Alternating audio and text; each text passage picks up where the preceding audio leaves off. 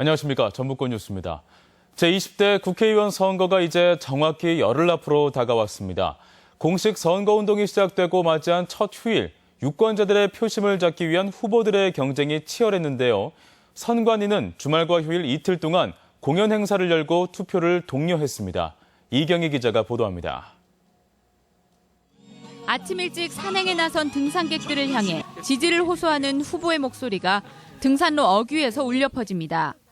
일요일 유세는 주로 지역구의 교회나 성당 같은 종교시설을 돌며 유권자들의 소중한 한 표를 부탁합니다.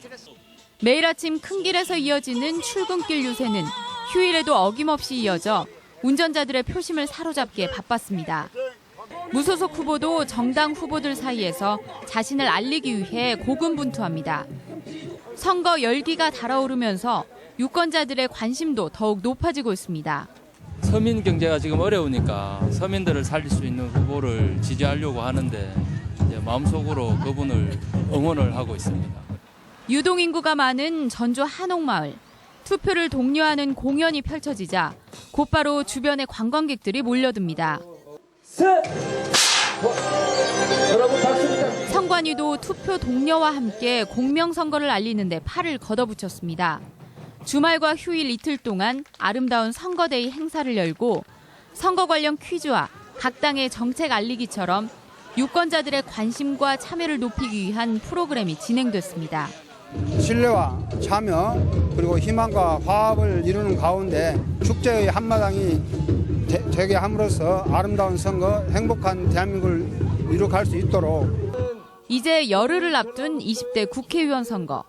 자신을 알리려는 후보들과 꼼꼼히 정책을 따져보려는 유권자 모두에게 숨가쁜 나날이 이어질 전망입니다.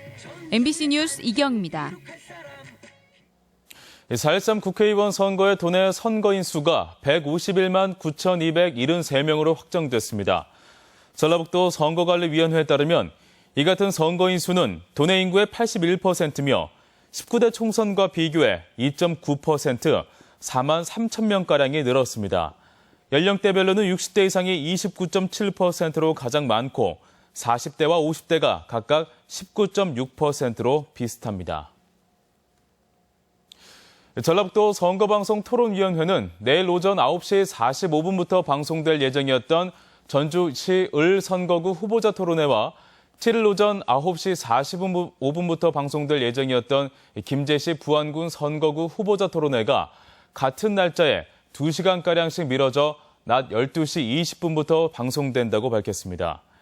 예정됐던 시간에는 비례대표 국회의원 선거 후보자 토론회가 MBC와 KBS를 통해 생방송됩니다.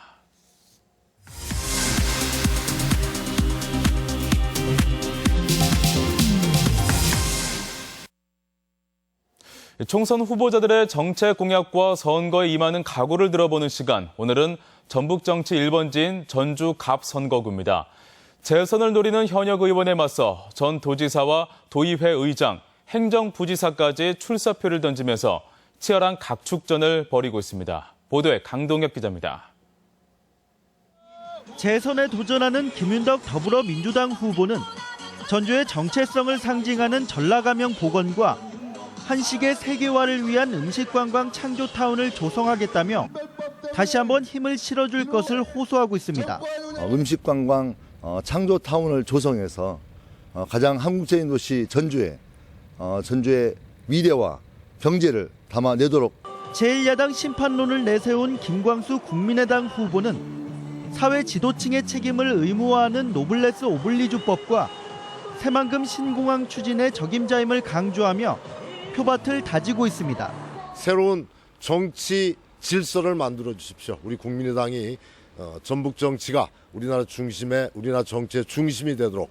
전라북도 행정부지사를 지낸 전희재 새누리당 후보는 정부와의 긴밀한 공조를 통해 한옥마을을 중심으로 한 전통문화 특구 조성과 구도심 활성화를 선도하겠다며 표심을 자극하고 있습니다.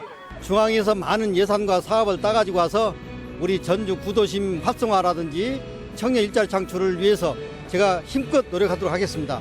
민선 1기와 2기 도지사를 지낸 유종근 무소속 후보는 풍부한 행정 경험과 경제 전문성을 바탕으로 전주권 신공항과 KTX 서전주역을 유치하겠다는 포부를 밝혔습니다.